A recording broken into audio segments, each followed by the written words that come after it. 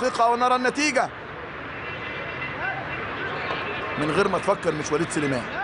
بصوا الاثنين فاتحين بقهم ازاي، كل واحد بيفكر، كل واحد مشغل دماغه، كل واحد بيحسب حساباته، اعملها ازاي، اشوطها ازاي.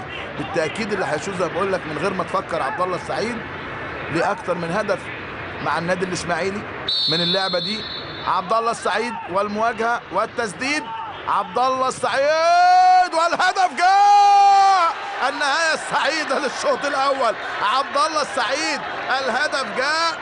تسديده السعيد على شمال محمد صبحي، الكره الوحيده اللي على ضيف الشرف حتى الان محمد صبحي. سدد السعيد، سجل السعيد، هدف السعيد من جاور السعيد. يسعد عبد الله السعيد، يفرح ويسعد جماهير النادي الاهلي الغائبه عن المدرجات المتواجده عبر الشاشات، ويعلن الهدف الاول للنادي الاهلي في الدقيقه الاخيره من الشوط الاول. ادي التسديده، هتلاقي صبحي خد خطوه يمين، ما شافش الكوره، اتلعبت عدت من تحت ايديه، وبالتالي اصبحت صعبه عليه، لكنه يتحمل جزء من المسؤوليه.